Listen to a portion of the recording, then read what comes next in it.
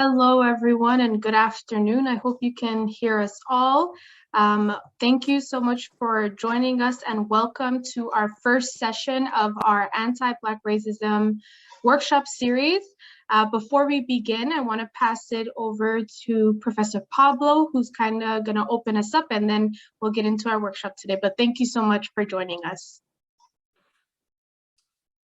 Good afternoon, everyone. It's a real pleasure and a privilege actually to open this up on behalf of this initiative, which is really your initiative.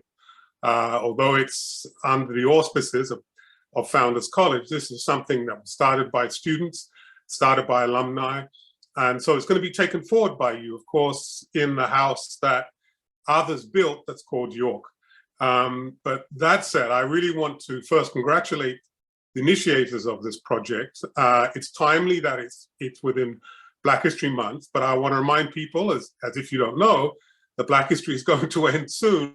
And so there's going to be ongoing initiatives that we don't leave this month behind when addressing the kinds of barriers, the kind of systemic issues that people of African descent face in a number of sites and places, not just at the university, but beyond in the community and elsewhere. If one needed any reminder of that, one doesn't need any reminder of it at all. So although this week acts as a kind of a catalyst for this initiative, I hope that this is something that's a catalyst for an ongoing set of initiatives and workshops that Deka, Asha, and others have brought to everyone's attention. So I just want to really just wish you the best for the day and for the subsequent workshop you're going to have. That I know it's going to be stimulating, I know it's going to be rich, I know it's going to be most importantly engaged, and that you'll find not only value from this, but you'll find some as we say, policy options that you might want to address in the ongoing process. Obviously, ideally, it would have been better had this been live in three-dimensional space and real time. But in the absence of that, I know that many of you are very adept at this medium, and you'll derive all you'll need to derive from this initial workshop and the subsequent ones afterwards. So once again, I want to thank all of the project initiators and all of the participants and wish you the very best for the rest of this afternoon, as well as for the forthcoming workshop. So once again, thank you so much, Asha, and all the best, okay? Take care. Thank you so much for that, Professor Pablo. Thank you for those kind words and for introducing us and welcoming us for today's workshop. This workshop series wouldn't have been possible with York University and the Founders College, specifically Professor Pablo, Marco, and Ife, who is joining us on the line today. So thank you very much. And thank you to you all who are joining us on the line today. My name is Asha Dahid. My pronouns are she and her. And I am a York University alumni graduating from Global Health. And I'm currently a political advisor at the City of Toronto. And I'm honored today to be one of the facilitators for today's call. I'm going to call on my co-facilitator, Anab Mahmoud, to introduce herself as well, and we're going to get into today's workshop. Thank you so much, Asha. So I'm also the co-facilitator. My name is Anab, pronouns she and her, and I'm also York University alumni because I'm still at York. Completed my bachelor's in global health, specializing in the environment, and I'm currently a master's of environmental studies student in the planning program, currently undertaking my first year. So pretty exciting and glad to be here. So I'm just going to throw the ropes back to Asha to facilitate our first discussion and first introduction. Thank you so much for that. And I just want to let everyone know that today's workshop is going to be recorded.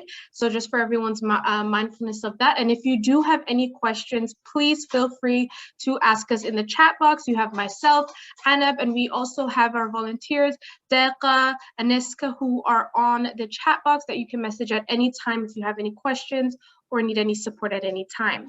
And if you would like to unmute, if you do have a question, please raise your hand so that we can unmute you at the time. But before we begin, we're going to go to the next slide to get into our land acknowledgements. Oh, so just before our land acknowledgement, this is an overview of our agenda for today's workshop. We're going to start off with our land acknowledgement, setting up the space, kind of some guidelines on how we'd like to set up the space, an introduction of today's topic, meeting our keynote speaker, who is going to be Evelyn, and we have some panelists who are going to be having a thoughtful discussion. Then we're going to have a Q&A period and close today's session. So this is kind of a nice overview for today. So next slide, we can get into our land acknowledgement. So it is very important for us before we begin any session, rather it be virtually, in person, today we are meeting virtually, to always acknowledge the land in which we are situated upon. So please join me in this land acknowledgement. So we want to acknowledge that at this workshop takes place in the traditional territories home to many Indigenous people. The area known as Tkaronto or Toronto has been taken care by the Anishinaabe Nation, the Haudenosaunee Confederacy, the Huron-Wendat, and the Métis. We must uphold the treaties of the current treaty holders, the Mississaugas of the New Credit First Nation. The territory is subject to the Dish of One Spoon Wombat Belt Convent, an agreement to share and care for the Great Lakes region peacefully. We must actively recognize the genocide, ethnic cleansing, and colonial violence that has taken place on this land and address the ways that we can collectively support the Indigenous communities. So in the chat box, Anab is just going to put in a link to where you could actually find what is your territory and what is, so we can kind of, get some more insight and information of what territory are we on and get some more information so that we can acknowledge the land that we are situated upon. So thank you, Anab, for putting that in the chat box. If we can go to the next slide, please. So setting up the space, especially with today's topic, we really want to create a space in where we can thoughtfully engage in conversation, but mindfully. So this workshop and a few others that we hope to address the impact of anti-Black racism in this space beyond academia, such as employment, government institutions, healthcare, and etc. We hope that the conversations and discussions that we have today is really allows us to push to work against the status quo to make a transformative change in our society.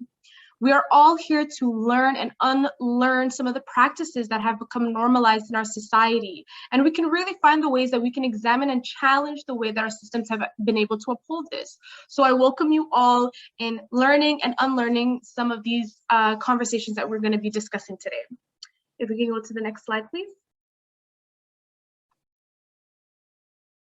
So some guidelines, as I was mentioning with today's topic, we really want to ensure that we're respecting some guidelines before we get into this thoughtful conversation.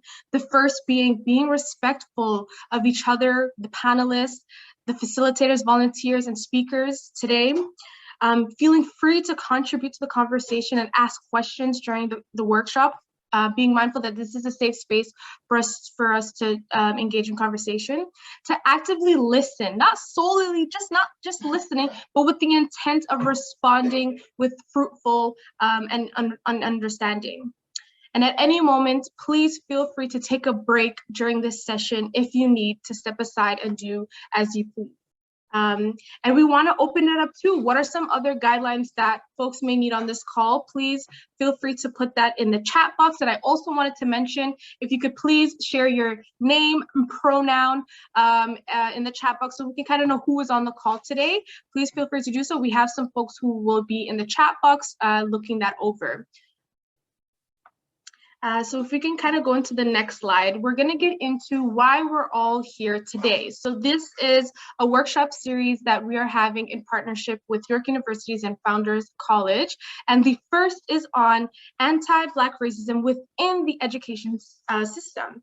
So anti-Black racism is a particular form of systemic and structural racism in society.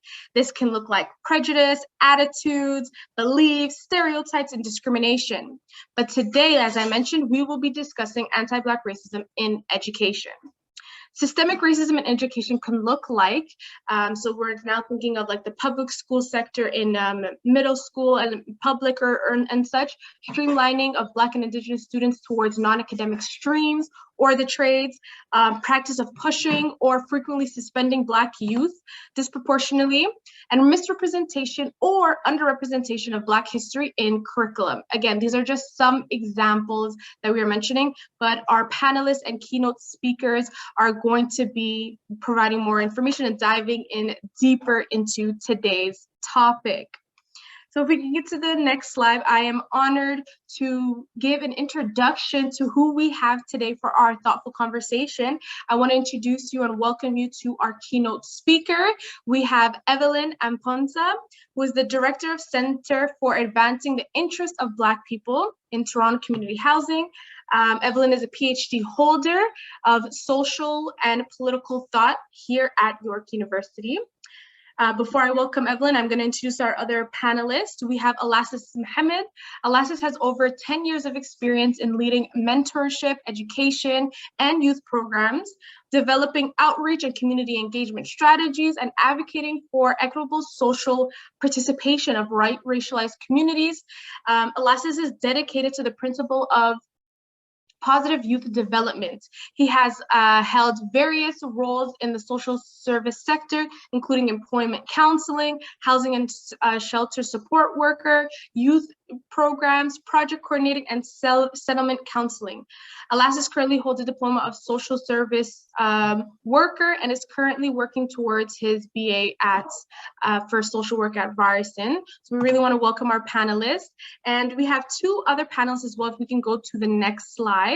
We have Juhaina. Juhaina received her specialized honors BA degree here at York University in the Global Health and Environment at York University just this past year, and is currently the program and project coordinator of the James R. Johnson, as well as the chair in the Black Canadian Studies and Black Health Education Corporation Collaborative.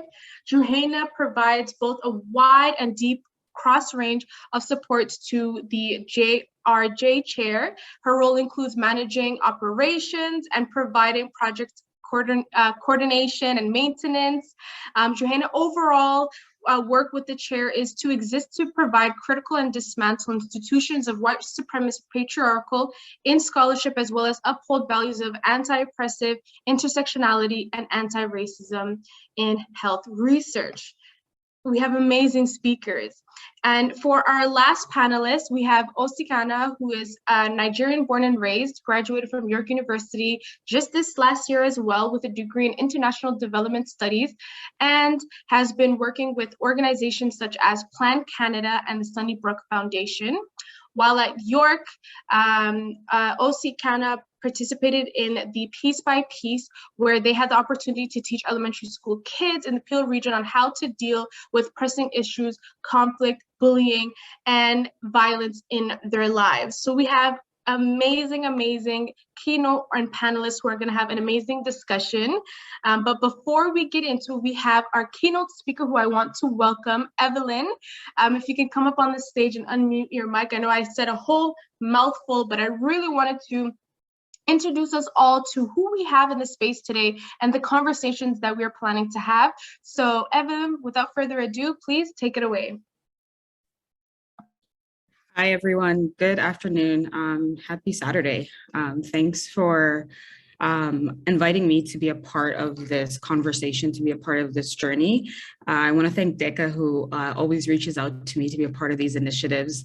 And just want to thank all the organizers for the hard work put into putting together these workshops for such an important conversation.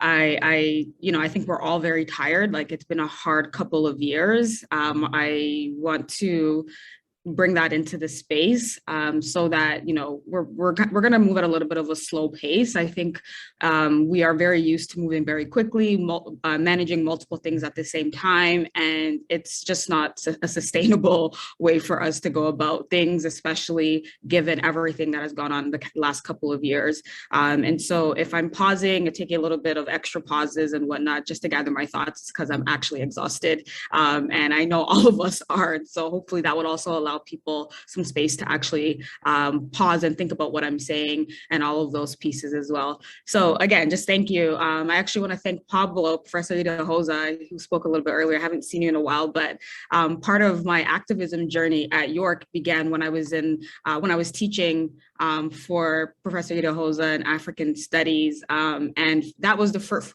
That year, I had one of my tutorials. All of the students were Black in one of my tutorials, and that was also the year that Michael Brown was killed by police. Sorry, there's so many people who have been unfortunately died at the hand of the justice system and whatnot. So sometimes it gets a little bit blurry, but and that year, like the students in my tutorial, it really created a space for Black students to have these kinds of conversations that weren't historically happening in classroom spaces for many reasons. But it was just a great experience to be able to connect with Black students in that way, and partially thanks to Pablo.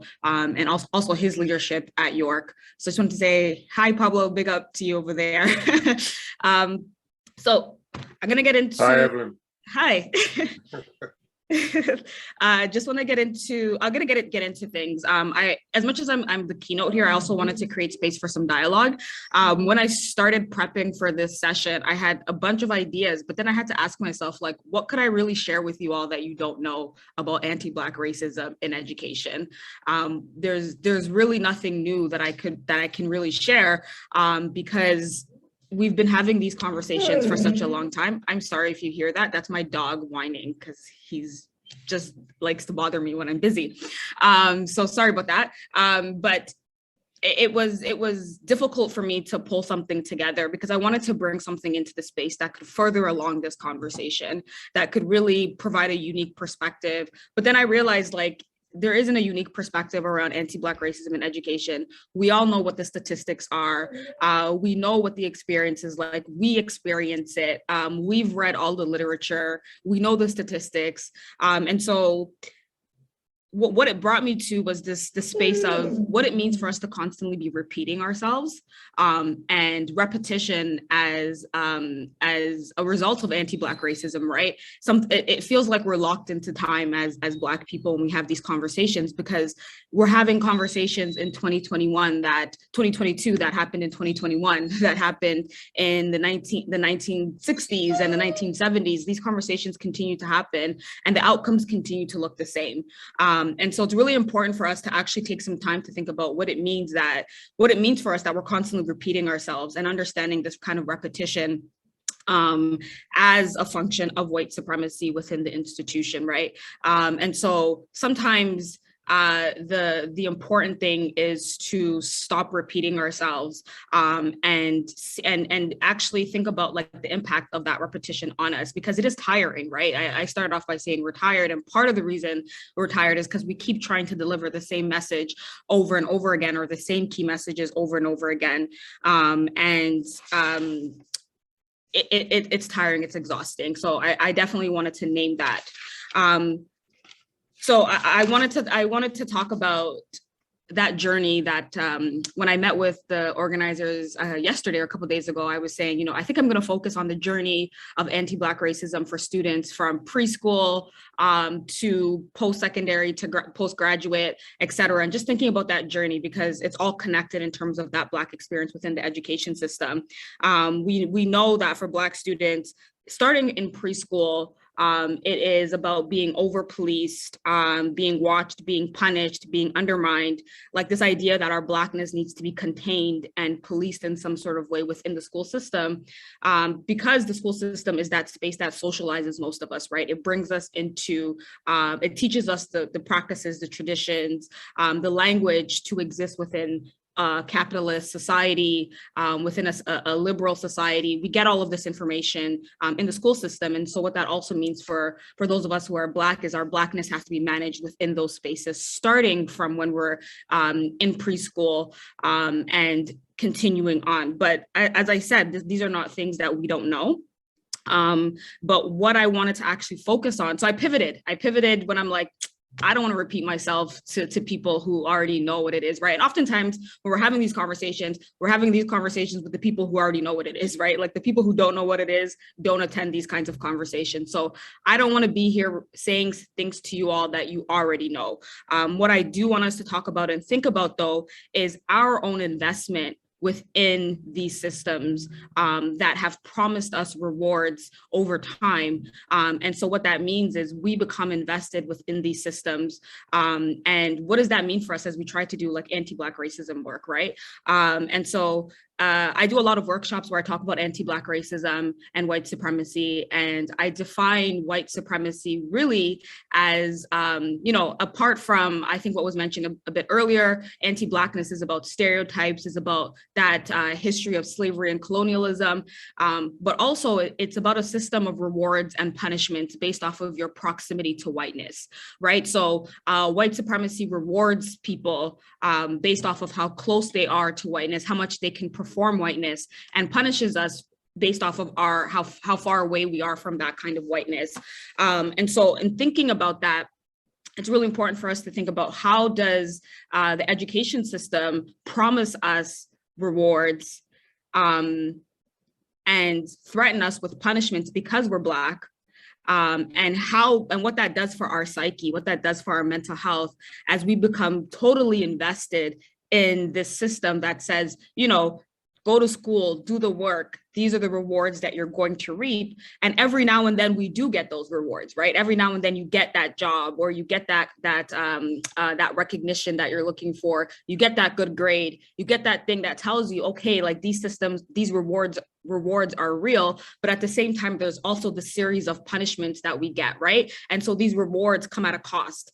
They cost us a lot of things. They remind us, it's this push and pull, right? So you're getting the rewards, but you're also getting the punishments at different points. And it does leave us as Black people engaging with the education system, for lack of a better word, confused, right? How do we really engage? How do we engage within the system in a way where we can protect our sanity while also trying to get these rewards, because we exist within this larger system and we can't just decide to not engage with it, right? So really thinking about that piece, thinking about these rewards.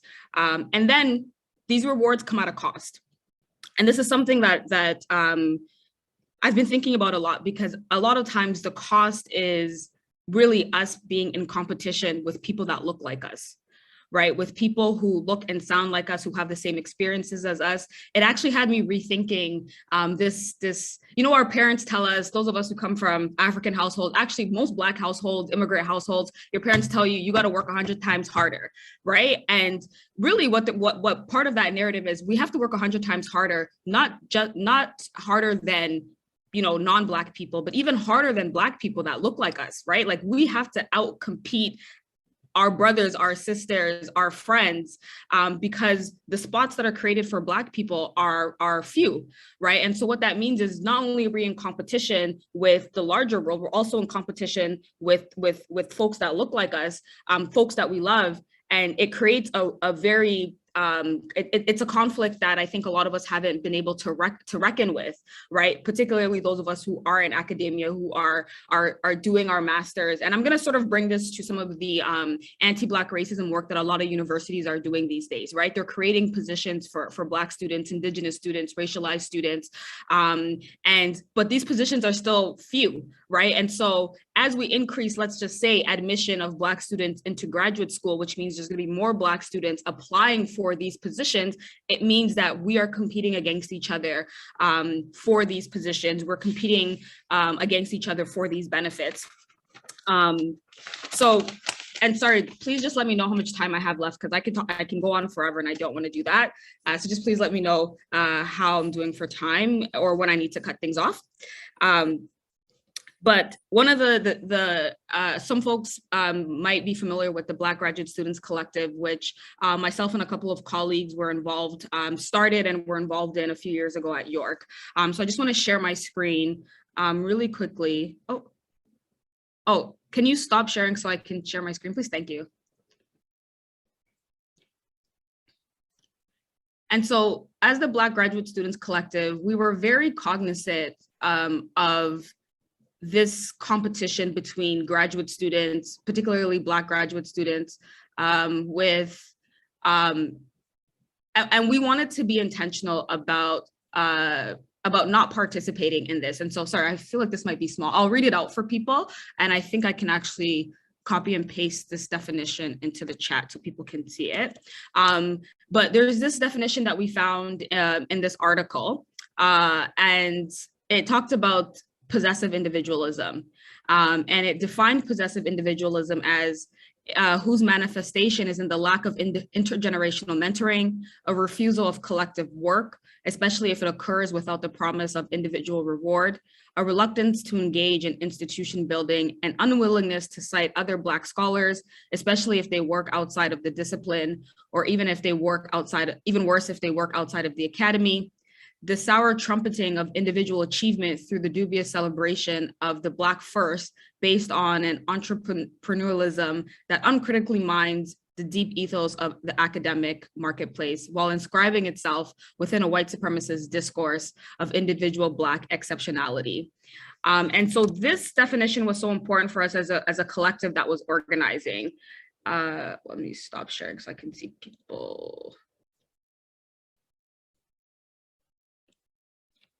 It was very important for us to take this definition seriously because we understood that as graduate students, we are competing with each other for these spots, right? For and you know, I could pose a question to the group. Are you all familiar with the kinds of initiatives that York University has put into place in the last couple of years to support Black students, or just to confront anti-Black racism? Is that something that folks are familiar with? No, I'm not. Okay, so Niska said she's not. Any other people, anybody familiar with the kinds of initiatives? So York does have an anti-Black racism chair, I believe. I think that's the title. And Professor Andrea Davis is the chair. If I'm wrong in terms of the title, please let me know. And has held a couple of town halls actually in the past couple of years to think about anti-Black racism and create an anti-Black racism strategy. Right? Are there any other initiatives that people are aware of that are taking place at York right now? I think for me, I'm more like aware of some of the groups and like active body in terms of graduate students. Like, for example, for environmental and urban changes, like the Black Caucus, and it's like working with students in their undergrad, graduate, even like PhD, and kind of supporting them through their journey of like experiencing anti-Black racism in like spaces that we're predominantly excluded from. Those are kind of some of the examples that I have, like group activities, like student-led activities. Okay, so have folks noticed an increase in Black professors? Like, have you noticed over the past few years that you have more Black professors than you did in the past? Okay, I got a no. I know that there's a hiring initiative, but as a student in the literature department, I haven't really seen it yet. Okay.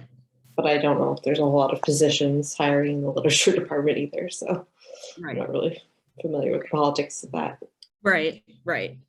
Okay, so there is like maybe some basic awareness of some of the initiatives that are happening, but maybe folks are not necessarily seeing that impact in your day-to-day experience at York. I felt like, sorry, can I say something? Yeah, Sorry. go ahead. I felt like for me, when I was at York, I had to do like African studies courses just to have like Black professors. Like before that, I didn't have any until I take African studies. Right. So it's like you're not going to find Black professors all around the university, but there's specific areas of study where you're going to find Black professors. Okay, so the reason why I asked this question is because the university actually has a lot of initiatives that they're putting forth in relation to confronting anti-Black racism, supporting Black students, making sure that Black students at York University are I think being supported in a more meaningful way. The other thing that's important about this is that there's also now the Black Graduate Studies, the Black Canadian Studies Certificate that's in humanities. Are folks aware that happened over the last few years? that there is a certificate in Black Canadian Studies at York. Okay, and so some of these things are really important for us to consider, because while the institution is making these kinds of changes, right, students are not aware that this is happening, and students are not feeling that impact of these kinds of changes that are happening at the university. So what does that mean, right? What does it mean that at this institutional level, these kinds of changes are happening, yet we are still having these conversations around anti-Black racism on campus and how that's impacting Black students? It doesn't negate the work that the university is doing, but it really does speak to the fact that we have this investment within this system, within this space, that really can't impact our materiality as Black people in a lot of ways. And like, what is that about, right? And so again, like, I want to return us to that place of thinking about the ways that we're invested in these systems as a system that rewards us and a system that punishes us, because it rewards us by giving us a little bit, right? But then it still doesn't change our materialities, but we still are invested in we still are invested in this system. And so with this conversation, I've just been given a heads up, I have about 2 minutes left. What I want us to think about is, what does it mean for us to divest from these systems, right? Those of us who are committed to confronting anti-Black racism, we're really invested in dismantling these systems of oppression. Is it possible for us to divest from this system? Is it possible for us to see that these rewards that we seek from these systems come at a cost? And that cost is often our mental health. That cost is us competing against our colleagues. That cost is our happiness. Because regardless how much we invest in the system and we continue to seek these rewards, it's really just a finesse, right? I'm gonna throw some Toronto lingo in there for you. It's a finesse. We are being finessed constantly by the system, and our investment in the system means that we continue to uphold this white supremacy. It means we continue to uphold anti-Black racism, even as folks who are trying to dismantle the system, right? I always think about my positionality as somebody who grew up in Canada. Though I wasn't born here, I grew up in Canada. I have a very particular accent. That means that I have more privileges and I will get more rewards over somebody who newly has immigrated here and is Black, right? So even as a Black person, my particular privileges means that the system rewards me in a different way. As somebody who is getting their PhD, I know it was said at the beginning that I have it. I'm almost there. I'm not there yet. But as a master's holder, as somebody who's getting their PhD, as somebody who can communicate in the way that I can, this system rewards me. Right. And so even though it punishes me, it still rewards me. As a woman, it rewards me. As a woman who might not be as dark as other Black women, who has a capable body in a lot of ways, right? And all of these pieces, I get rewarded by this system. At the same time, I'm saying I want to dismantle the system. So what does that mean for me as I do this work? And how can we take that seriously as we have these conversations around white supremacy, around anti-Black racism, especially within the education system, right? Because for so many Black people, we are told that our way to liberation is through the education system. We are told that our way to freedom, our way to success is through the education system. So we become so invested within the education system that sometimes we don't stop and see that we are also causing harm because of that investment within the education system. And so I did want to leave you all off with some of those thoughts. I hope it's helpful in terms of furthering this conversation. I didn't want to repeat the statistics that we already know, and I didn't want to have that conversation because I didn't think it was for this group of people. There are people that need to know those statistics. There's people that information is important for, but I don't think for us it's important. I think for us it's really important for us to think about, divesting from this system that also rewards us and how much harm this system is causing as we continue to seek those rewards from this system. And so with that, I'm gonna leave things. And I'm here to answer any questions, just participate in the conversation. Thanks so much. Awesome. No, Evelyn, thank you so much. I feel like your presentation is definitely prompts the next panel discussion. And also just highlighting those few key points that you mentioned, it's almost every time you hear where it's like, oh, how do you change the system? How do you combat like all these things that are happening? How do you combat anti-Black racism? It's like this quote is like you need to be in the system in order to change the system, in order to uproot some of those like principles of anti-oppression, anti-Black racism. But then oftentimes it comes at a cost of your mental health. It comes at a cost of like you need to put your happiness aside momentarily for the next couple of years in order to advance your community. And in that time, are you like sometimes people lose themselves in translation where it's like, I need to be the first, I need to be in here, there's only so many positions available, I need to eat, I need to survive.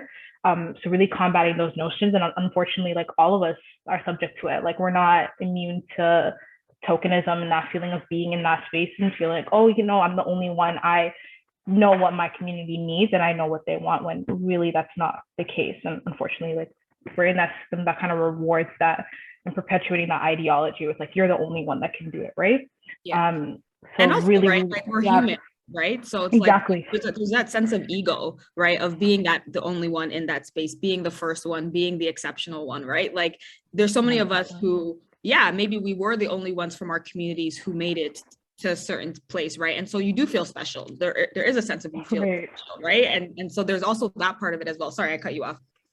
No, like exactly, 100%. It's like there is something there where you just feel like, oh, you know, like I feel humbled. Not even sometimes people like feel a little bit, you know, excuse my language, but cocky at times where it's like, you know, I'm here, I'm in this position, I'm in this space, and then you're kind of forgetting those same people that are in those space are the same people like engaging in a system that is harming your people. So it's like a whole 360. It's like a whole cycle sometimes like we get stuck in, and it's really like how do we get ourselves unstuck from that system, right? So thank you. I think you brought up some really key points that will help guide the next portion, and we're going to move on to the panel discussion, and where we have three amazing panelists with varying degrees of background that studied, you know, bring up their experiences with anti-Black racism and kind of challenging these systems, but of course highlighting the education system. So I want to like briefly welcome Alasis, Juhena, Osikana, please like come up to the floor. I think I'm going to start with you, Alasis, if you don't mind, putting you on the spot. So like just to give a brief introduction about yourself, followed by Juhena, and then Osikana, and then we'll try to go into the discussion questions. But letting people hear about who you are and kind of like your role in your title. Yeah, I was hoping to go last, but it's okay. Luck of the draw. Yeah, it'd be hard to follow, Evelyn. Great presentation, amazing topic. Many good things came out of it. For me, I grew up in London, Ontario. I came when I was 12 years old, real young. Just, I guess, learning just the education piece of this country and just kind of adapting to a new environment, and no understanding about how somebody would dislike my color or how I look, how I present myself. Growing up as a young kid, it was hard to adapt because I wasn't understanding the language, first of all. And second thing is like, how does somebody not like me if they don't know me? Right? That's my concept of growing up in a small city, mostly a lot of Caucasian people, a few immigrants here and there. Parents were working at the time. So my goal was like, I need to learn the system. So I need to educate myself, learn the English language, kind of adapt to how the system works and kind of grow up and try to understand how everything is. And not having the support at that time, and I think this is me and everybody else that came to the country, we're all new. So having your own people from the same country as you, everybody's trying to just kind of find themselves, right? So we did face some kind of a racism at that time, but at that time we couldn't advocate or understand why that exists in a country like this. We just kind of say, we're learning as we go, and kind of from there it was just take it in. Like at the end of the day, we came like with the mindset I came in as a young child. It was a purpose because I came from a civil war, so I've seen a lot of unforsaken things as a young child, right? So my mindset was like, if I come here now in a new country where I'm safe, I'm gonna try to learn as much as I can, as well as adapt to a new lifestyle, right? So for me, racism always existed, even when you're in Kenya. Like Evelyn said, you might be Black, you might be Somali, you might be from Kenya, you might be from Ghana, you might be from different countries of just being Black, but at the end of the day, you're different, right? Even though we lived in Kenya, we lived in a refugee camp, we still looked at the minority. We looked at like, why you here kind of thing, you're Somalian. And also, at the end of the day, it still exists within our own African heritage, right? So coming to a country where it's completely different, my mindset was already trained. Like I have to kind of get adapt to this kind of lifestyle where racism is always going to come regardless, right? Yeah. As a young child. So for me, it was now it's like, how do I transfer that information into just moving forward and learning as I go, right? So through my whole life, I've seen things about racism and how people treat other people. And my goal was always like, the more education I get, the more power I have to advocate for myself and others, right? Especially for my community, for my siblings, especially for my parents who are just learning in a new environment, right? So growing up, I just kind of was always involved in the community work as early as a young age, as in Kenya. When I was in Kenya, when I couldn't go to school, I had to work in order to kind of help with the family, right? Because you're Somalian, you're not from Kenya, you don't have a passport, you don't have citizen, so you can't go to school. So a lot of times when I was 7, 8 years old, I was just working, right, with the community, trying to develop community and just helping out with the community settings. So it was always in me, regardless of where I went. So when I came to Canada and I started learning about the different communities and that what exists and so on, I started adapting to that kind of lifestyle where, you know what, this is where I belong, this is where I can make changes and make a difference. And since then, it's just been a journey of ups and downs. I learned from a lot of people. I had a lot of mentors along the way. So I was just, now I'm just pretty much studying social work at Bachelor Social Work at Ryerson. I didn't get into York University. Due to that reason, they took, I guess, more younger students than they would take a mature student. So I kind of took a hit, and I kind of took a hit on that. I was like, wow, and I applied twice. So for me to see that and just keep pushing it and say, you know what, I got to try something different. So Ryerson, same thing. It took me at least second time to get into Ryerson as well, right? As a mature student, right? People always want some younger individuals that will pay 4-year full-time student rather than a part-time student, right? So definitely just kind of just understanding the system, how it works. I learn as I go and try to advocate for myself, my community, my family. That's pretty much a sum of what I can say. I don't want to take too much time. And being a mature student right now, going back to school and having 4 children under the age of 7. So now, you know, I have more responsibilities and more to teach my young children what it's like, you know, still always seek education, always go to school and always kind of push yourself to your limits, right? So that's my package. I think I went over the limit, so apologize. No worries. No worries. And I think I swear you literally talked about the first question, right? This is the first question, but no, that's even looking from that perspective of we're not all starting in the same footing. And that's also important to understand within the education system, within academia. You have students fresh out of high school, you have students who are mature students, just returning, probably entered the workforce first and then kind of did education after that to kind of supplement some of their experiences. So that's just a wider range. And also within that journey, obviously, you're talking about your experience with anti-Black racism and kind of how, even within trying to access education system and trying to better yourself in order to do other work experiences or gain new skills, there's even barriers when it comes to that. So I definitely appreciate you kind of bringing that other perspective into the situation. And on that footing, I will do to Juhayna, as your name is next, but what role has anti-Black racism played in your education journey today? And just based off Alaska's points, there's some similarities, but also some differences. So what role has anti-Black racism played in your education journey, Juhayna? Hi, everyone. Thank you, Anub, for having me. Anub is my global health sister. We were in the program around the same time, so she's always writing for me and connecting me to different opportunities. So I appreciate my sis. To answer the question, yeah, my journey has been very interesting. For the most part, I've always been on this position of being a student.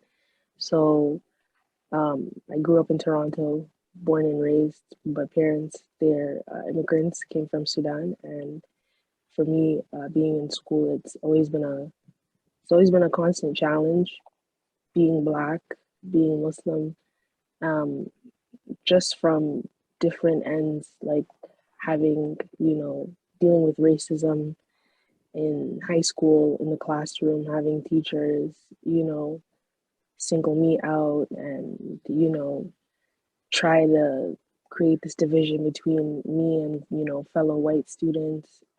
There's always been that constant challenge to make me know my place. And I feel like a lot of students coming from Toronto know that being in the classroom, being from TDSB, it's horrible how they treat students and how they like to single out folks. And I think for me, because my parents came from Sudan, like their view of school was completely different than what, the average white kid would, you know, deal with in coming from their background. So it was hard to navigate because sometimes, my parents didn't know everything. So there was a lot of, you know, there was a lot of difficulty to access certain resources that people always had, the availability to.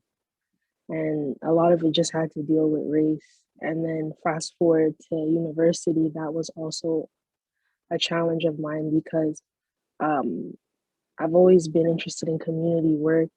I come from the Lawrence Heights community, so from a very young age, I've been surrounded by conversations about, community building and, conversations about anti-Black racism, environmental racism, which is why I wanted to do my specialization in environmental studies and then eventually maybe get a master's degree because I'm so fascinated by the community and the environment. And yeah, just going back to being in the global health program, when I did enter university back in 2016, it was hard because the approach to health education that we were being taught was coming from a very white supremacist biomedical lens. So they never took account how, the intersections of race, housing, income, gender, sexuality could play into health outcomes. And that's always been something that people like me and Anna were always trying to challenge in the classroom, but that obviously came with its risks, And I've also, with that, had a horrible experience with one of the faculty in the Faculty of Health, one of the staff, because of the way I wanted to challenge that, and the repercussions were kind of awful.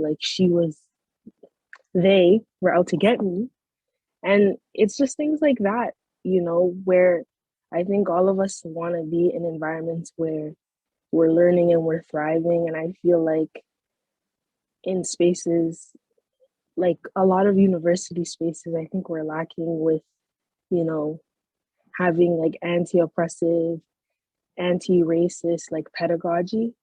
I think that's something I've always been interested in, even from a really, really young age.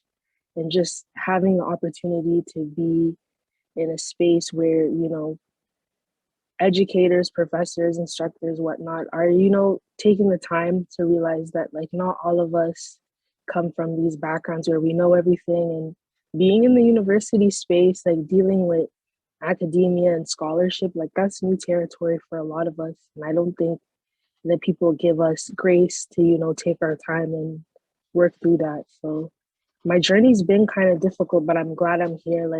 I obviously met really great people along the way through the York United Black Student Alliance, professors in the humanities department, specifically who were doing, Black Canadian studies and work like that, who've been very supportive. But for the most part, me being a health student, no, I didn't get a lot of support, but I'm here because I'm constantly thinking out of the box, and I'm trying to approach things in a way where I'm growing and I'm bringing up people with me. So yeah, that's another thing that I was taught coming from a low income background, coming from the hood, coming from Sudan, is, being in an environment where, you're bringing up others with you. Because I feel like a lot of the white students at York University, they had a very individualistic approach to school, which is really funny. So yeah, I'm really happy for the lessons I've learned and where I'm at right now. So yeah, shout out to all the people that have helped me. No, I think all the points that you brought in was really valid. I think a lot of us are here. I don't want to fully credit faculty, and that's why I'm always careful to say that. I'm not here because a professor said you can do it. I wish I heard those words. I definitely had, Black professors that have been more than supportive and are the reason why I'm in doing a master's to begin with, because without that support, I promise you I would have been somewhere else. But yeah, that push, like obviously the things that we experience, even within the classroom setting. And I think that really ties into like, how is anti-Black racism perpetuated in classrooms? Like, how are they perpetuated in lecture halls? Because that's a lot of the conversation that we don't talk about. Like, what does it look like, right? Because obviously we're talking about it, we're sharing our experiences. And then sometimes when you share your experiences, people are like, I can't believe someone said that. Like, I can't believe like a professor with a PhD with in that kind of stature will say X, Y, and Z, right? So we're often trying to like validate some of those experiences, and that can be exhausting in and of itself. And I think maybe OC, you can kind of talk about this a little bit more, and also highlight, of course, anti-Black racism within your education journey. But how do you think educators kind of perpetuate anti-Black racism in schools?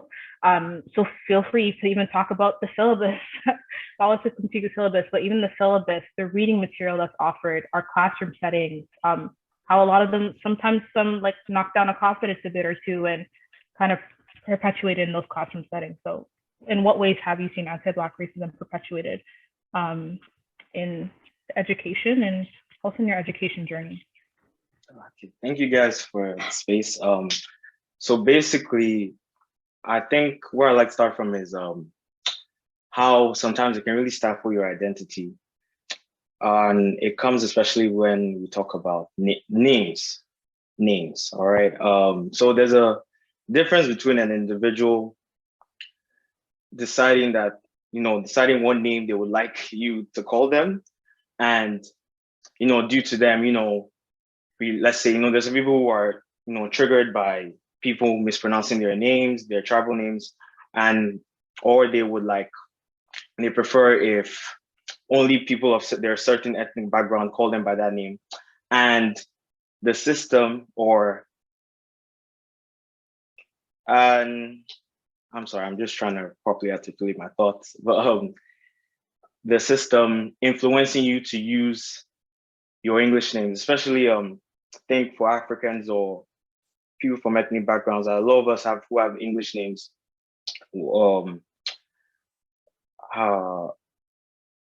It's kind of like when a teacher, like, because when I came to Canada, there was an international institute that I went to get my OSSD. And a lot of the students there were using their English names.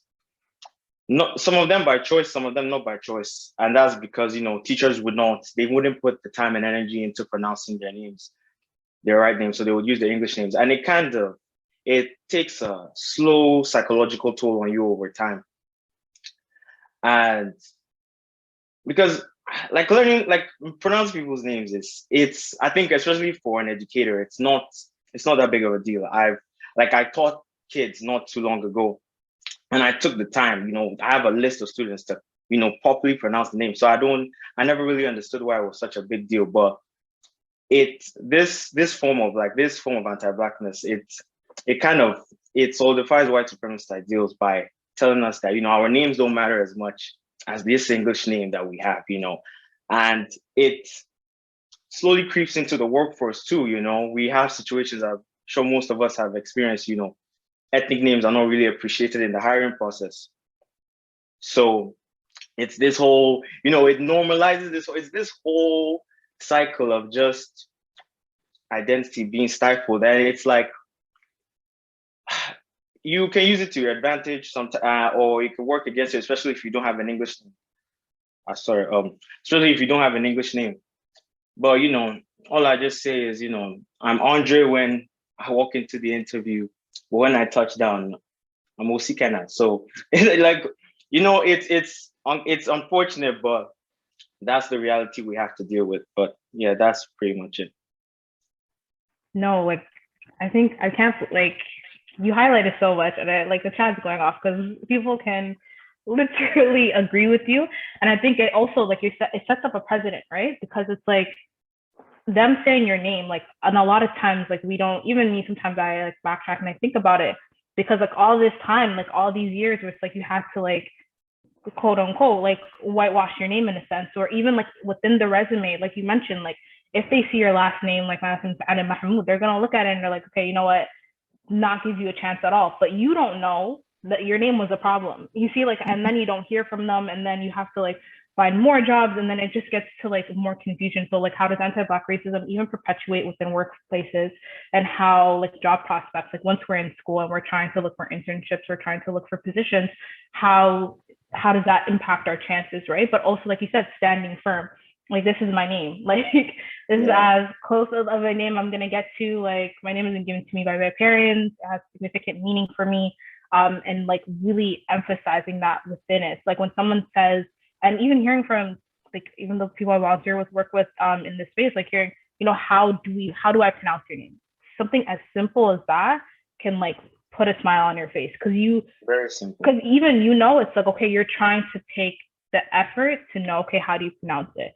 9 times out of 10 people are like, they still can't. Like, I feel like the only people that don't even understand my name is like my community and people around. But it's just like taking that extra step of knowing, okay, this is how I pronounce my name. This is how I come in this setting. I don't have a second name to rely on. This is what it is, and you're going to accept it, and you're going to learn from it eventually, right?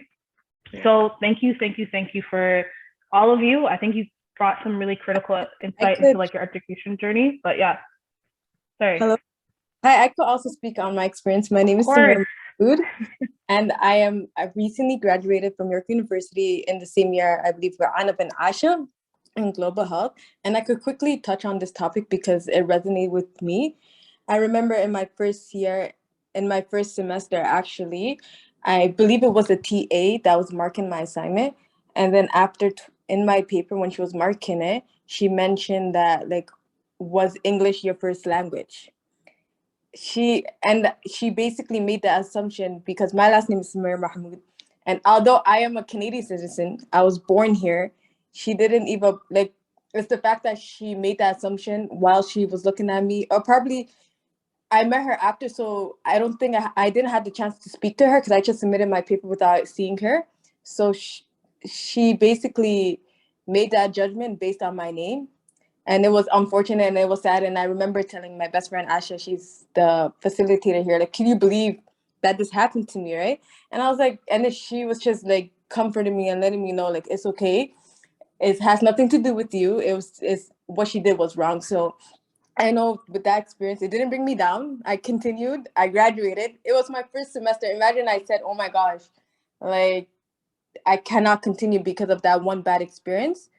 But at the end of the day, like, I do acknowledge the fact that, like, your name, like, people judge you based on it, and it's unfortunate, and that has to change. And also, yeah, that's one of my experience. And also, I just wanted to touch on something that you guys mentioned earlier.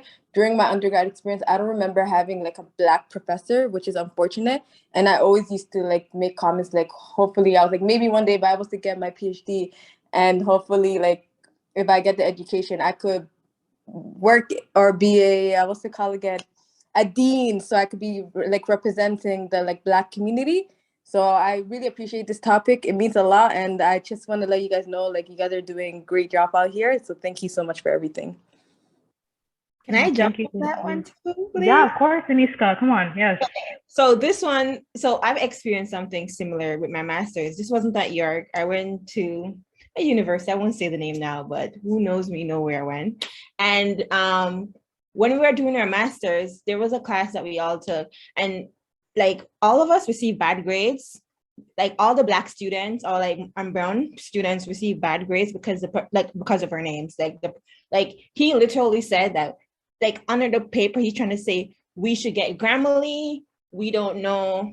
He's trying to say English. It's clear that English is not our first language. We should get, like, we need to go to the library to get, like, writing services.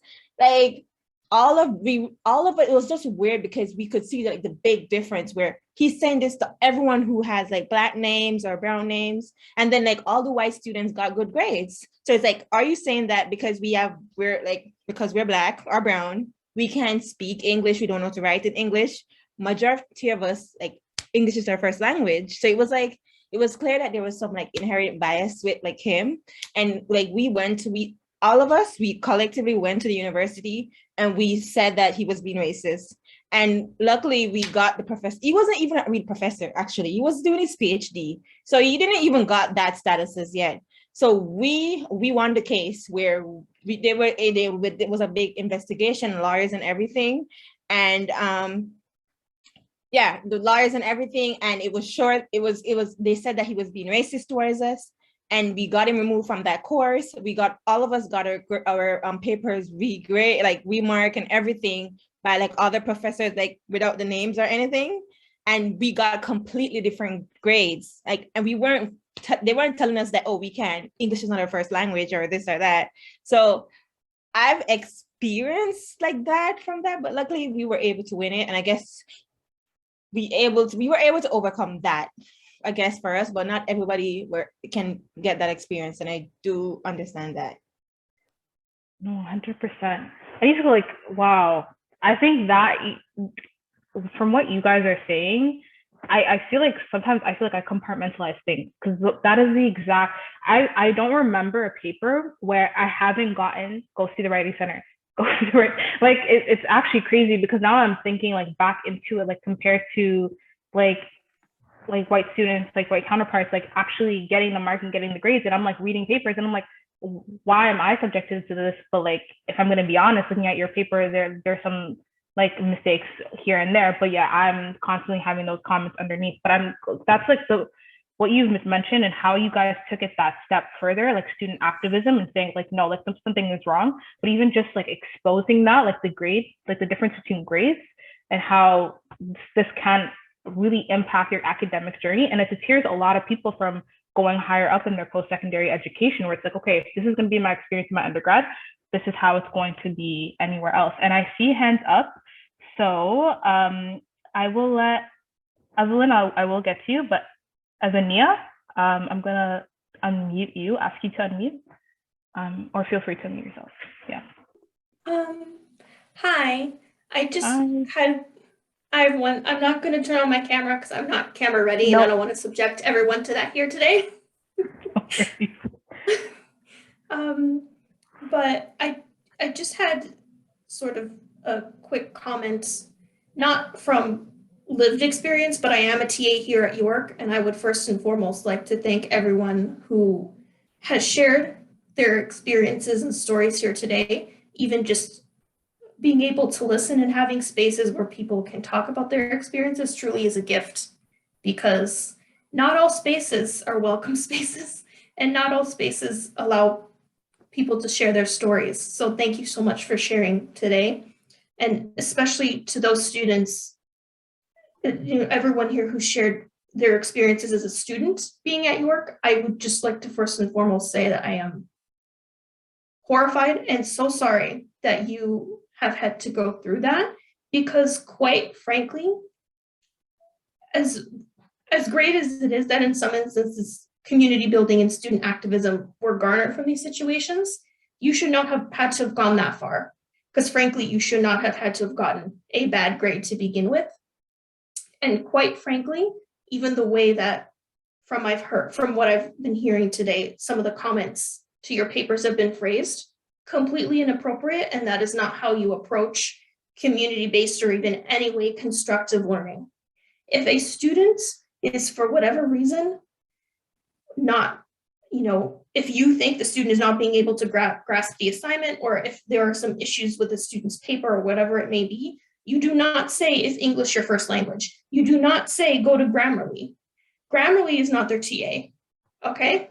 You are their TA, you are their professor. You take the time as much as you can, and you go over the paper with them, and you phrase your comments in such a way that you don't, in part of my language here, make your students feel like shit, and then discourage them from coming back to the classroom, because frankly, they are here and you deserve to be here.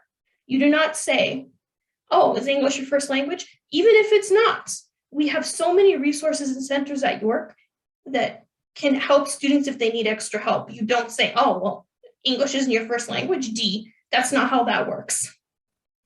Okay, you take the student where they're at and you grade them accordingly. You don't go on some mini power trip and phrase comments to get your passive aggressiveness out. I'm sorry for taking up too much time. That's just a bit of a rant.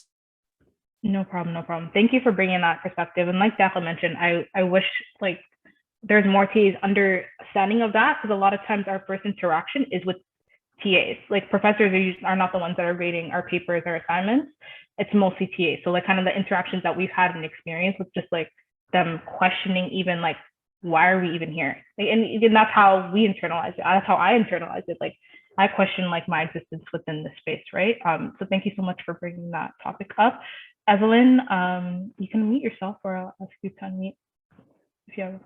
Sure, I'll be quick. I think that there's a way in which as students, it's important to kind of arm yourself with the language that can hold these TAs and professors accountable. And so I've had lots of students reach out to me saying, you know, their professors have said the N-word, and then have tried to justify it as like some academic thing, right? Or have, again, like you need to go to the writing center, all of these things that are loaded with like anti-Black racism and whatnot. And so I think one of the things that's important, and for you all as you kind of move forward with this work, is thinking about how do we give students, particularly Black students, the language, how do we arm ourselves with the language that allows us to hold these folks accountable, keep them in check, and remind them that, you know, we like this behavior is unacceptable and some of those things. So one of the things that we actually did in the past, actually with UPSA, is there was a professor who was constantly saying the N-word. And even though the students had told the professor, you know, it's making me uncomfortable, all of that kind of stuff, like they just weren't accepting of that and willing to change. And so all of us, even students who weren't in that class, went to the class one day, because it's easy for you to dismiss your student who you might have power over because you grade that student, but it's not going to be easy for you to dismiss like a whole group of Black students who are telling you like this is not okay and this isn't acceptable. And so one of the things that, you know, as a student, it's difficult, right? Because this person is the same person that's going to grade you. It's the same person that can fail you. There's a power dynamic that exists. And so even if they're mispronouncing your name or they're doing things that you find unacceptable, you still kind of have to play that game, because at the end of the day, you're paying thousands of dollars for these courses and there's no point in you failing. And honestly, even if you try to go flag it with somewhere else, the chances of somebody taking that seriously is like, it's just too much energy for a lot of times for us to put in. But there are ways in which we can try to arm ourselves with some language that allows us to have a bit more power in these spaces and to hold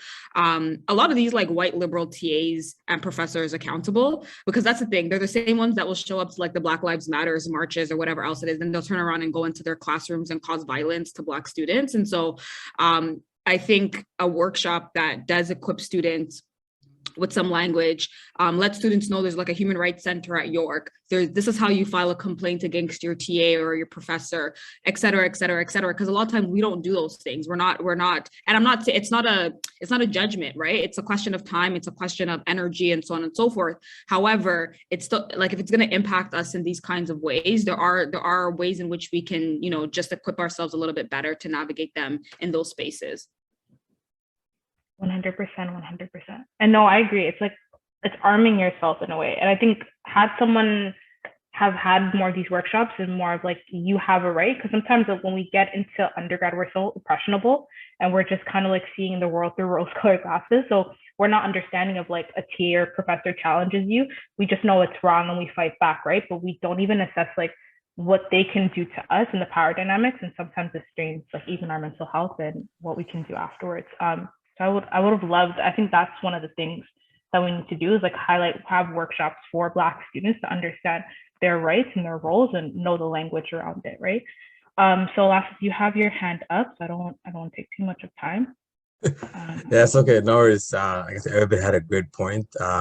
Just touch up when you said last was having workshops for Black students. And I think that needs to start as early as elementary, like from like as early as grade 5, grade 6. These kids need to be educated as well, because I know a lot of the kids that I work with mostly high school, and what they tell me is very disgracing. It's very sad, right? A female girl who's in grade 12 attending her last year of school gets called fat by her teacher, right? And I heard this after she graduated, so I could have been advocate for her because it's already happened, right? So another kid was just he didn't understand the language too well, and he was just kind of given low mark, but he had a good essay, right? I read his essay, right? But he didn't want to go for, he didn't want to advocate for himself, he didn't want to fight for himself because of his parents. Like, it's like he was determined to work harder, right? So these things are already happening in the TDSP, Peel, whatever it doesn't matter what area it is happening to young individuals. And I think having a workshops to teach Black students how to advocate themselves, how to equip them with education, proper education about anti-Black racism, right? Anti-oppression, all this stuff. So if they're equipped and they know this stuff, and they'll find a way to advocate for themselves without having, with the support of the parents or community workers. So that's one of the things I just wanted to touch up. I think it's important that we need to educate our young individuals who are grown in the system, right? We grew up in the system way years ago, right? We understand that we know how to fight, right? These kids don't know how to fight, right? These kids are struggling, right? And the support this, and they don't have a lot of support within the education system and within high school. So I think having something from grade 9 as early as even grade 8, just to kind of educate them and say, hey, you have privileges, right? You're strong, right? You have support, right? So if they understand that from a young age, I think they will go up even fighting more as they get old into university. Where if somebody like Samira said, when someone mess up her name and someone kind of discourage her by in her school in the first semester, some people, if that would happen, they would just leave. They will not come back for second semester. They will not even continue their education. And this can be as early as even kids that are dropping out of high school because of that reason, right?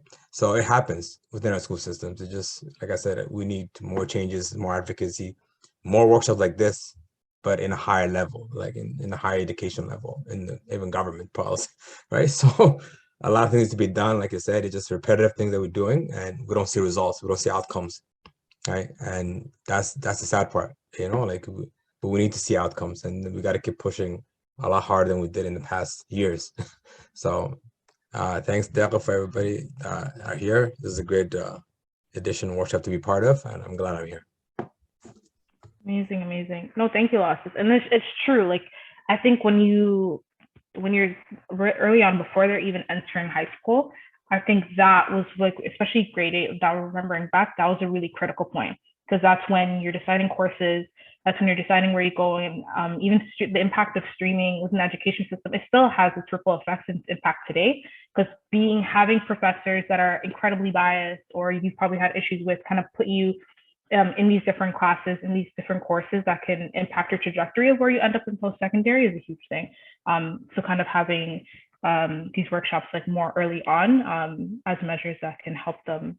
They can be more equipped even than I was in undergrad, right? I'm going to go to Juhana and then Osi. So Juhana, unmute yourself. Hi. Just like echoing what everyone said, I think what's very important is focusing on pedagogy when it comes to big institutions like universities. In my last year of my undergrad, I took this course on popular education, and I had the pleasure of being introduced to this text. It's called Pedagogies of the Oppressed by Paulo Freire. And I think that changed my whole perspective. And I think it was the first text in my academic, journey that made me feel seen and heard. And I think what I realized is a lot of people who are our professors and instructors, some of them, like low key but high key, like they don't know how to teach. They don't know how to organize a classroom.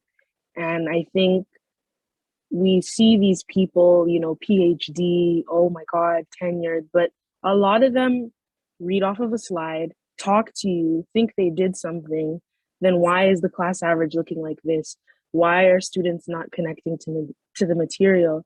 And I think that's the whole thing, is that I think a lot of us, we focus on prestige and exclusivity in a lot of academic spaces, but nobody wants to talk about teaching or education. And I think that's a crucial, very important component. I feel like for me, the best people I've encountered at York were the ones that really cared and allowed me to ask questions, allowed me to learn. And I think that's really beautiful. But I don't think that a lot of academic institutions want that, because you can just see it, you know, with the way a lot of students, like the key thing a lot of students say too is like, I'm here to get a degree, to get a job. People don't talk about, you know, being in school or being in university to learn. And I think like me, I've always like thrived. I've always had a thirst for learning. And I feel like if we, you know, kind of reformed and like rebuilt this idea of what school is and what, you know, academic studies are, I think a lot of people would find this to be a safe place. Because I feel like the most smartest people, in my opinion, are the ones that come from my type of background, low income, immigrants, first generation. I think they're really like some of the most smartest people you'll ever encounter. It's just the problem is they're not given the opportunity to learn in the way that's appropriate or suitable to them. And I think that's where the disconnect is, you know, looking at professors, holding them accountable, and not hiring people based off of their accolades. I feel like we have enough people who've been published in the Canadian Medical Journal or whatever, but not enough people who have like good community experience. And I feel like the people like I could even name is like Ola Muhammad. She's a really great, you know, educator. Evelyn is a really great educator and community leader. Andrea Davis, Professor Andrea Davis is great. She's amazing. Top five for sure. Yeah, Roberta Timothy. I also have to say that because yeah, she's like a big plug for me and a support. But yeah, these are also Black women, so it shows you that like, you know, these people can really, you know, pave the way. Because even specifically because I'm faculty of health, I have to say this again. Dr. Timothy, Roberta Timothy, she's a big inspiration because she grew up in Malvern. And if you know where Malvern is, that is a Toronto hood in Scarborough.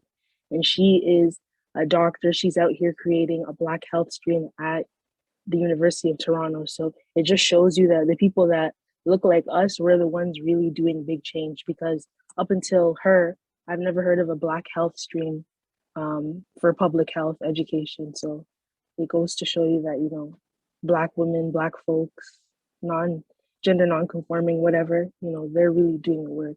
They're not white people. Sorry, but yeah, okay. No worries. And I'm glad you plugged all those professors.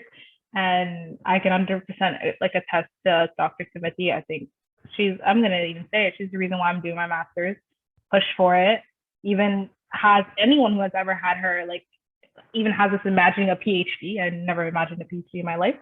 But she really like instilled some of those values and like pushing us to like go for higher education and challenge some of these systems. So I definitely attest to that. I'm gonna not take up too much time. I see OC, your hand has been up for a while, so please unmute yourself, and then Aniska, and we'll wrap up to general questions. All right. Just piggybacking off what Jaina said, we definitely do need more Black educators, especially. I think throughout my university experience, luckily enough, I was actually blessed to have at least one Black professor in each year. And that, I feel like that definitely helped my university experience, and definitely helped my mental growth. When I first came into university, I got into York at 16. And my first teacher was Ms. Giselle Thompson, IDS. She's a Black woman. And when I first came, I was very nervous, very anxious. I was just surrounded by all these adults who were using all these big words and all these concepts I couldn't understand at the time. So she started to really actually look at me and started to bring me out more, let me engage, participate, even make mistakes. She gave me the opportunity to make mistakes without, terrible repercussions. And it was a boost for my critical thinking. Every time she would always talk to me, every time after class, she would always let me know, give me extra details. Having her was just a big boost for my confidence. Ever from that day, I don't think to be honest, I don't think if I didn't have her, I don't think I would have participated throughout the whole of that semester, you know. So yeah, we definitely need good teachers, like not just good athletes, but good teachers, people who can actually teach. She was a wonderful teacher. And I also wanted to speak up on there was we talked about the syllabus, yes, the syllabus of some of these courses that are meant to be they kind of mask themselves as totally like they're for everyone. They're like you know, they're meant to be extremely inclusive of everything, of every form of knowledge. Like Introduction to World Religion. World Religion was one of my favorite courses because I wanted to diversify my knowledge in religions. But I found out that while I was reading the textbook, there was this huge underrepresentation of African religions. In fact, to be honest, none. Like, okay, there was one Yoruba traditional religion story that was mixed together with indigenous religion, which is crazy even when I think about it, because those are two different streams of religion. Like it was wild. But that underrepresentation, it kind of like so I pay for a course, and I pay for a course for a reason, to learn about certain stuff. And if I don't get, like, I want to learn about, you know, my culture, I want to learn about other culture, but I also want to learn about my culture. And if you're opposing something as world religion, it's meant to be you're collecting all the major religions of the world. You can't just ignore this whole continent full of religions. At least pick one. And it's wild because there were religions there that I don't even want to sound rude, but there were religions there that don't even exist anymore per se. Like there was Zoroastrianism, and nobody really practices Zoroastrianism right now, but there are still large amount of people in Africa who practice African religion. And, you know, I remember speaking to one of my professors about it, and I was trying to speak to all of those TAs, all the professors in world religion at the time, and nobody really gave me a concrete answer as to why there was this massive underrepresentation. The only thing one of the TAs told me was politics. And I was like, that's wild. What do you mean by politics? But at the time I was 16, I didn't have the energy or strength to really push more into what he was saying. But yeah, it's just that underrepresentation. It kind of like, I paid for something and you're selling me lies, you know. So that's just what I wanted to say. That's my perspective of my experience with anti-Black racism in the syllabus. 100%. And it's not the only one, mind you. It's a lot of times it's a lack of them doing proper information and like actually doing proper insight before they even put a lot of these readings into it. Especially if it's a class you're expecting it to primarily focus on one thing, but then their course material is either outdated or it's from the 70s, 80s, has no relevance to the subject matter. Like it just needs like a really robust change. And not even just a really robust change. It's like something as simple as like revisit your syllabus every semester, consult with students, talk to them, like have conversation. Don't just think it's your way or the highway, because that's not how learning takes place, right? So Aniska, your hand is up, so I will go to you and we will wrap up this discussion. Thanks. A question for Evelyn. So I wanted to I wanted to ask, like, what do you think we can do as like Black students who are like engaged in these systems? So we're all going for like the masters and the PhD, or we're like the token Black in our workplace. What can we do to ensure we aren't like causing further harm to like our community and like to the whole anti-Black racism thing? Yeah. I think for me, I've always tried to, whatever I do in the academy, I've always needed it to make sense to the larger community, right? Like I'm not an academic for the sake of academic sake. Like any theory, any idea that I learned should benefit a larger community of people. It shouldn't just benefit me and my career. It shouldn't just benefit me and my colleagues in academia. I'm already in a privileged group of people to be able to have a PhD, have a master's. As much as, you know, we end up in a lot of debt and all of that kind of stuff, we're still in a privileged space to even be able to have access to education in this kind of way. And so for me, it's always been very important to stay connected to community, to write and speak in ways that are accessible to community. If I'm going to be talking about anti-Black racism, and empowering myself around that, what that means. I need to be able to empower young people and other people who are outside of the community who also are going through the same experiences. And that language needs to be able to benefit them as well, right? I can advocate for myself when, let's say I go to the doctor and the doctor is like, well, I'm not gonna run this test or whatever. And I can say to her, you know, like Black women are disproportionately like marginalized by the healthcare system, blah, blah, blah, blah, blah. And then she does the test for me. I should be able to give that language to other people who are engaging within the healthcare system so they can advocate for themselves too. So I think to answer your question, like the harm becomes when we keep these knowledges and this information to ourselves, and it only benefits our career, right? I'm not saying it shouldn't benefit your career, of course, like we're allowed to have aspirations, we're allowed to want more for ourselves, but at the same time as doing that, what are we doing to bring our communities along with us? What are we doing to make sure that that language that I have access to can benefit other people? Am I taking care of the people that are around me? I give a lot of my time to people just because, like, why not, right? Like we all need to see that we're in this together. And the more we can see that we're in this together and what that looks like in terms of how we can support other people and whatnot, is like, you need to ask yourself that question too, right? Because I think not all of us have the same amount of access or time and all of that kind of stuff either, but there is somebody that you can support, and there is a way in which the work that you're doing within the academy can benefit other people. And so, yeah, like that's usually my advice in terms of just making sure we're bringing other people along with us and staying connected to community. I don't think I would have been able to get as far. Staying connected to community is actually where I keep my sanity. Running youth programming, doing work in community, working in all of that stuff is really where I keep my sanity, because the academy is bullshit. It's a scary place. It will result in, it can result, there's a high possibility that it can result in your demise, right? Like if we don't take care, but community is love, right? Community is where we find support. It's what grounds us, right? And the academic space can really just like make you feel so disconnected from the rest of the world. And so how do you remain connected to the spaces where you find love and you find care is key, but also that love and that care is about, an exchange of something, right? Like you have to be able to give some of yourself. And then, sorry, that was, I'm going off, I'm going to stop, but that's my answer.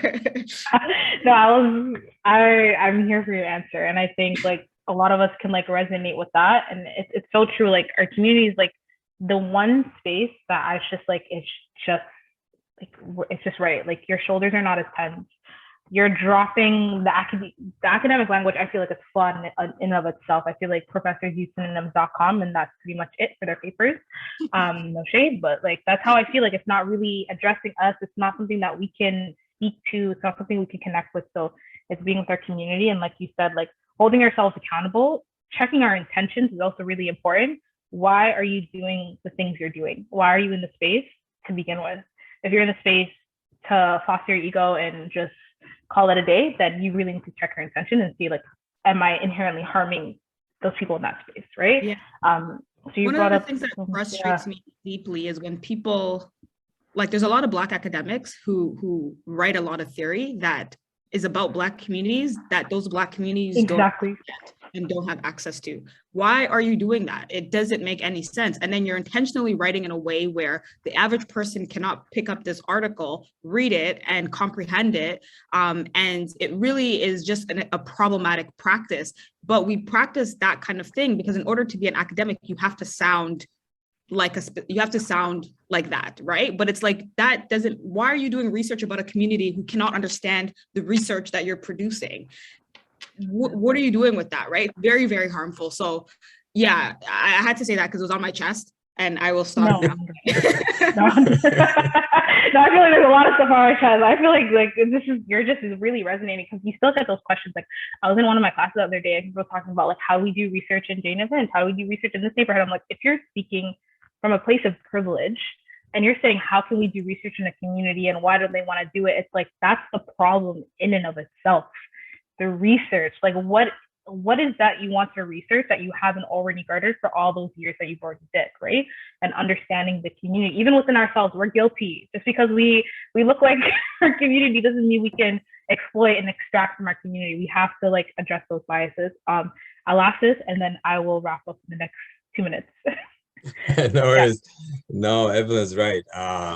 Some of the things I've experienced working with nonprofits as well as corporate and private sectors is they have these individuals working with a specific community population, but they're not from there, right?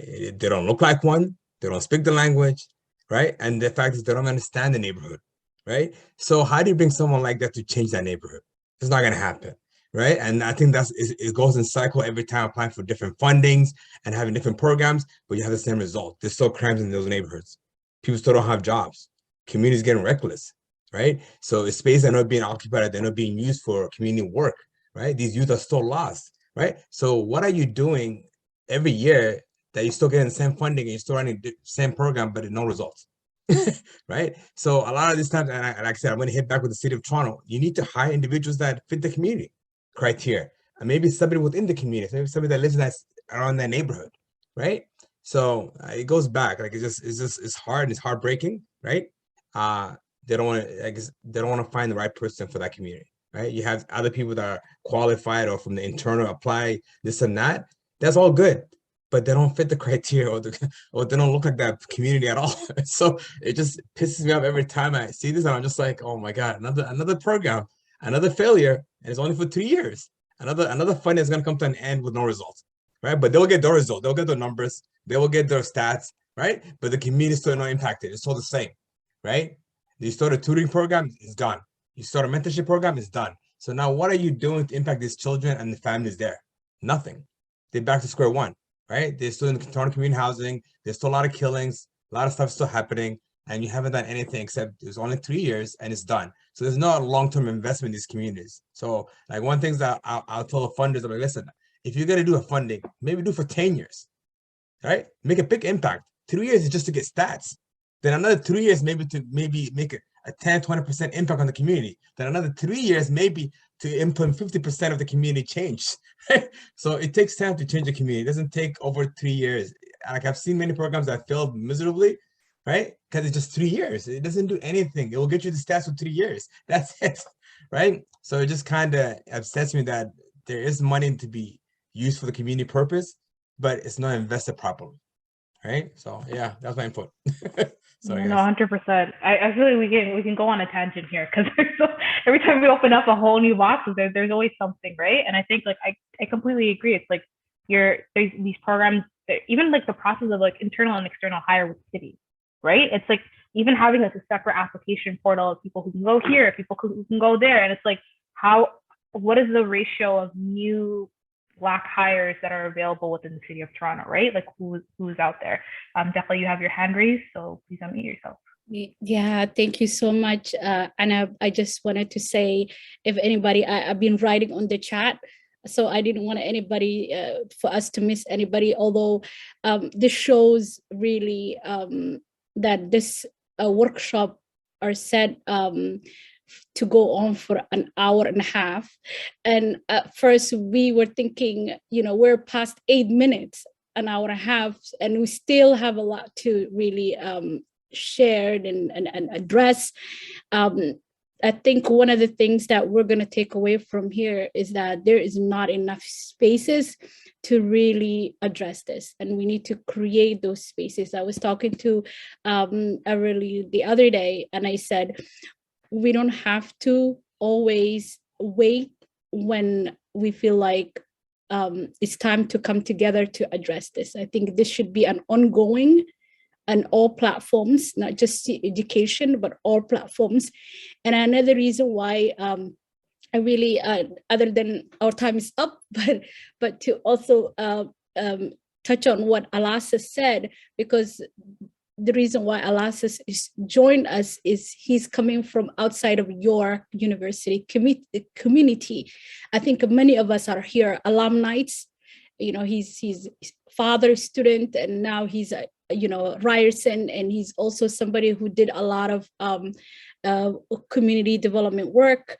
And I think many times we forget to invite people in the work that we're doing, wherever we are. Just invite people. They don't have to do the same work with you. They might add some of the adding the pieces together. And I think, you know, we pass time. We don't want to keep people waiting. But, you know, I think Anab will also talk about and close for us, and Asha, and also talk about the other 3 sessions that we have, 3 other work, you know, and I just wanted to I wish I wrote it in the chat that I wish a lot of, you know, professors, TAs, to really come and ask questions and attend, so that this could, you know, as somebody who's teaching a course, I mean, being in these places could really also be a learning process. I mean, we're always forever learning. We're always, you know, evolving. I believe in that. I'm a big believer of forever learning. And especially, you know, this is some, you know, this work didn't just come overnight. Like a lot of organizers, 10 alumni and current students came together. You know, we have keynote speakers. I know Anab is going to go over and say their names, but amazing keynote speakers. These are, you know, people that are very busy, but really taking the time to come and really share. And what Evelyn today, she shared is something that, you know, a lot of people need to, you know, hear. So I'm very grateful being here. I'm very grateful of the space and the knowledge that I gained today. So I just want to say thank you. I don't have a question, but thank you, Anna. Thank you so much. No, and that's very valuable, and that's really important, Delka, like having more of these sessions with people that need to be here, and also like advocating so they can see like what we're talking about in our discussions. I just wanted to quickly wrap up. We have a second workshop that is in March 19th. If you haven't already registered, please do so. And that's navigating microaggression within academia, organizations, and how do we understand the unconscious biases that are present in the hiring process. So just like a general thank you, we're concluding the session. Thank you to our supervisor, Professor Pablo. Thank you for the administrator helping us, Marco, Ife for staying long into this point. Thank you to Founders College for trusting us with the funding to allow for more of these workshops and discussions to happen and take place.